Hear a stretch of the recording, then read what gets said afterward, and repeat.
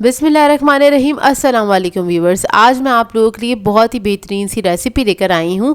Donut सिखाने जा रही हूँ जो कि बच्चे बड़े सभी शौक से खाना पसंद करते हैं।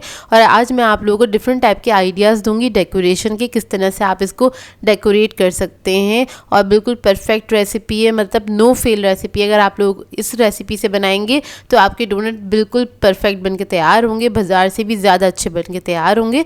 बर्थडेज़ वगैरह में बना के आप बच्चों को सर्व कर सकते हैं। तो इस वीडियो को लास्ट तक ज़रूर देखिएगा। अगर आप मेरे चैनल पर नए हैं तो मेरे चैनल को सब्सक्राइब करें, साथ साथ ऑल नोटिफिकेशन को क्लिक करें। इससे आने वाली मेरी हर नई वीडियो की नोटिफिकेशन आपको सबसे पहले मिलेगी। वीडियो अच्छी लगे तो लाइक एंड शेयर करना ना भूलें। तो चलिए ये वीडियो स्टार्ट करते हैं। तो यहाँ पर मैंने एक मिक्सिंग बोल ले लिया है। इसमें ऐड कर दिया है 1 कप के बराबर दूध, नीम गर्म दूध है ये। इसमें ऐड करेंगे हम 50 ग्राम्स के बराबर चीनी, दानेदार चीनी ली है मैंने। ईस्ट ऐड करेंगे 1 टेबलस्पून, एक पूरा साशे ऐड किया है मैंने। नमक ऐड करेंगे 1 टीस्पून के बराबर।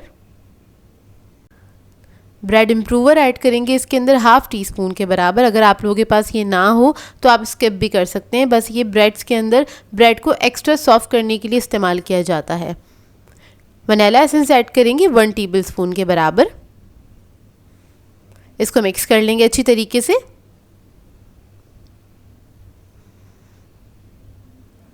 बस आपने इसको अच्छे से मिक्स कर लेना है। 2 अदद अंडे ऐड कर देंगे इसके अंदर और इनको भी मिक्स कर लेंगे अच्छी तरीके से।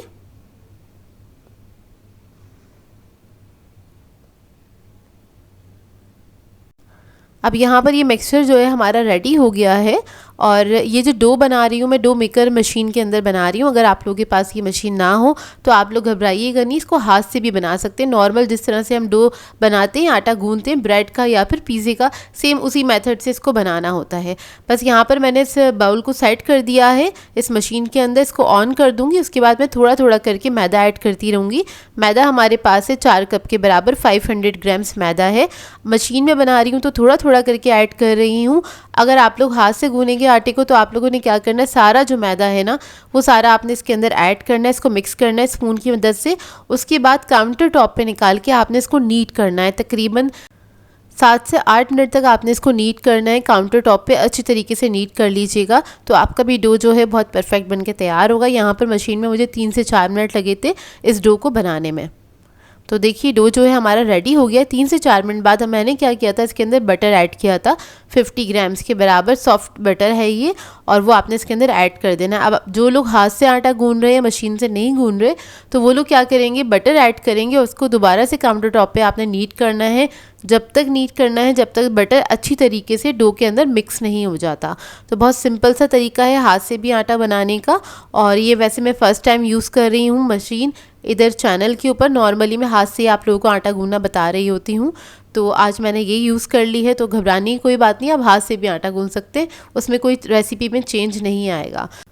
तो बस यहाँ पर मैंने मशीन को रोका है क्योंकि बटर जो था वो साइड पे लग गया था बाउल के, तो उसको मैंने बस समेटा है। और लास्ट टाइम बस इसको मिक्स करूँगी अच्छी तरीके से। तो उसके बाद ये सिल्की स्मूथ डो हमारा रेडी हो जाएगा। डो जो है हमारा रेडी हो जाएगा, उसको मैं आपको बता देती हूँ चेक करने का तरीका कि वो सॉफ्ट भी होगा लेकिन हाथ पे स्टिक नहीं होगा, मतलब चिपकेगा नहीं हाथ पे, लेकिन ये सॉफ्ट है। आपको देखने से अंदाज़ा हो रहा होगा कितना सॉफ्ट बन के तैयार हुआ है ये डो। तो अब हम क्या करेंगे, इसको कवर करेंगे, कवर करके छोड़ देंगे तकरीबन 2 घंटे के लिए, ताकि ये अच्छे से राइज़ हो जाए। इसका प्रूफिंग टाइम तकरीबन 2 घंटे है। अभी सर्दियां हैं, शायद आपको थोड़ा और ज़्यादा टाइम लग जाए।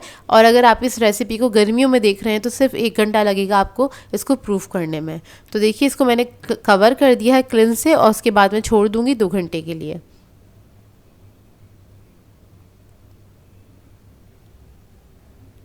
तो देखिए 2 घंटे हो गए हैं, अच्छी तरीके से प्रूफ हो गया है। क्लिन हटा देंगे और इसको पंच डाउन करेंगे। और उसके बाद में क्या करूँगी, काउंटर टॉप पे थोड़ा सा मैदा डस्ट करना है और सारा डो इसी के ऊपर निकाल लेंगे हम। और निकालने के बाद हल्का सा इसको नीट करेंगे। नीट करने का यहाँ पर मकसद ये है कि इसके अंदर जो एयर है वो निकल जाए। तो इसको बस हल्का सा हमने नीट करना है।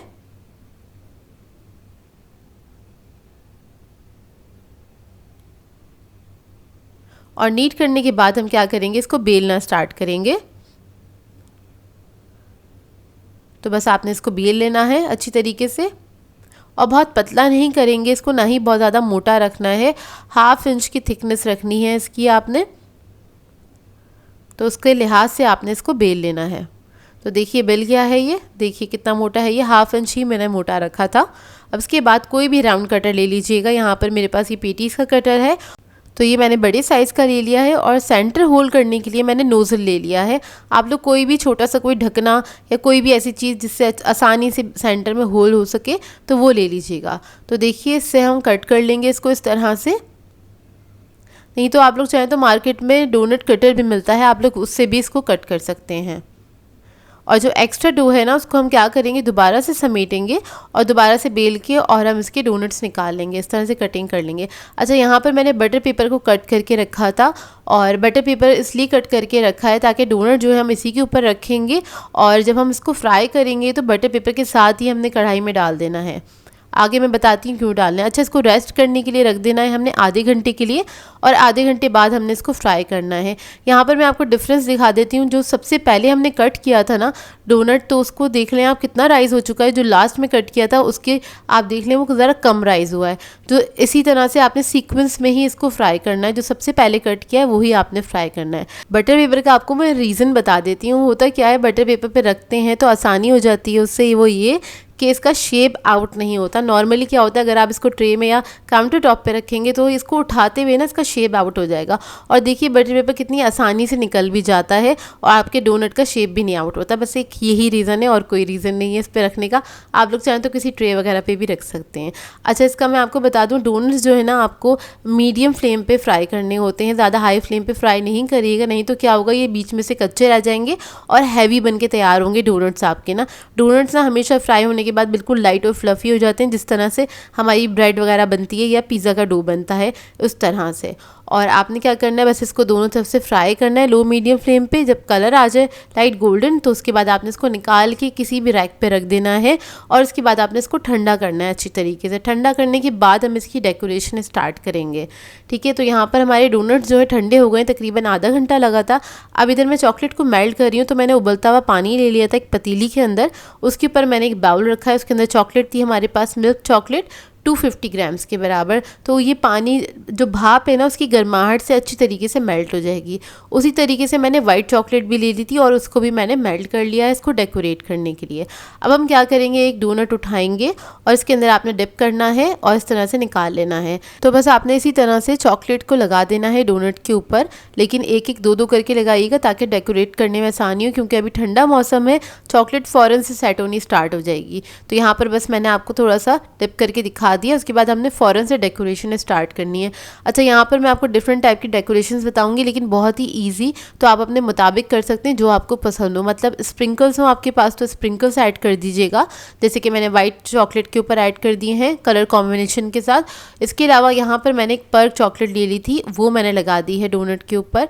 और इसके अलावा आप बंटीज़ इस्तेमाल कर सकते हैं, बंटीज़ के भी डिफरेंट टाइप के साइजेस मिलते हैं और तो उससे आप उसको डेकोरेट कर सकते हैं। किसी पे स्प्रिंकल डाल दें, मेरे पास 2-3 कलर के स्प्रिंकल्स थे तो मैंने वही इस्तेमाल किए हैं इसके ऊपर। मतलब आपके पास जो भी चीज़ अवेलेबल हो उससे आप इसको डेकोरेट कर सकते हैं। जैसे कि यहाँ पर मैंने ओरियो बिस्किट इस्तेमाल किया है इसको डेकोरेट करने के लिए, और इसके अलावा वाइट चॉकलेट से हमने इसको ड्रिजल कर लिया। ये भी बहुत ही आसान तरीका है, इस तरह से भी कर सकते हैं। थोड़े से स्प्रिंकल्स ऐड कर दिए, ये हार्ट शेप के स्प्रिंकल्स हैं। अच्छे स्प्रिंकल्स आपको सारी बेकिंग की शॉप से मिल जाएंगे और अब तो बहुत ज़्यादा आसानी हो गई है, ऑनलाइन भी सारी चीज़ें आपको ईजिली मिल जाती हैं। और ये वाला डिज़ाइन देखें, ये तो सबसे ईजी है और सबसे फेवरेट लगता है मुझे ये, और इसको बनाना भी बहुत ही आसान है। ये मार्बल डिज़ाइन है। अच्छा, आप लोग चाहें तो वाइट चॉकलेट को कलर भी कर सकते हैं, कोई भी कलर ऐड कर सकते हैं उसके ऊपर, तो आप कलरफुल डोनट्स भी बना सकते हैं अपनी मर्ज़ी के मुताबिक, या आपके घर में बच्चे बड़े जैसा खाना पसंद करते हैं उस तरह से भी कर सकते हैं। यहाँ पे एक डोनट पे मैंने आलमंड्स वगैरह ऐड कर दिए, तो आप लोग चाहें तो नट्स वगैरह भी ऐड कर सकते हैं अपनी मर्ज़ी के मुताबिक जो आपको पसंद हो। और ये बंटीज़ वाले तो बच्चों को बहुत ही अच्छे लगेंगे क्योंकि बहुत कलरफुल होते हैं। आज तो मैंने आपको बहुत सारे आइडियाज़ दे दिए इन डोनट्स को डेकोरेट करने के। आपको इसमें से कौन सा सबसे ज़्यादा बेस्ट लगा मुझे कमेंट करके ज़रूर बताइएगा। और इसके अलावा आप कोई भी फ्लेवर वाला डोनट वगैरह सीखना चाहते हैं तो मुझे वो भी कमेंट करके बताइएगा, ताकि मैं आप लोगों के लिए वीडियो बना सकूं और अपलोड कर सकूं। इसमें से आपको कौन सा अच्छा लग रहा है? मुझे तो ये सारे बेहद अच्छे लग रहे थे और इनका टेस्ट लाजवाब था। आप लोग एक बार इस रेसिपी को ट्राई करेंगे तो आप लोगों को भी पता चलेगा कितने परफेक्ट बन के तैयार होते हैं ये डोनट्स। आई होप आपको ये रेसिपी अच्छी लगी हो। तो यहाँ पर मैं आपको डोनट को तोड़ के दिखाती हूँ अंदर से इसका रिज़ल्ट कितना सॉफ्ट और मज़ेदार बन के तैयार हुए थे। ये डोनट्स आप लोग इस रेसिपी को ज़रूर ट्राई कीजिएगा, आप लोगों को बहुत अच्छी लगेगी। मतलब आप लोग इसको बार बार बनाएंगे डोनट्स को, इतनी परफेक्ट रेसिपी बन के ये तैयार होती है। सो व्यूअर्स, अगर आप लोगों को मेरी रेसिपीज़ अच्छी लगती हैं तो मेरे चैनल को सब्सक्राइब करें, लाइक करें, कमेंट ज़रूर किया करें, शेयर भी ज़रूर किया करें अपने फ्रेंड्स के साथ, फैमिली के साथ। तो मुझे अपनी दुआओं में याद रखिएगा। अल्लाह हाफ़िज़।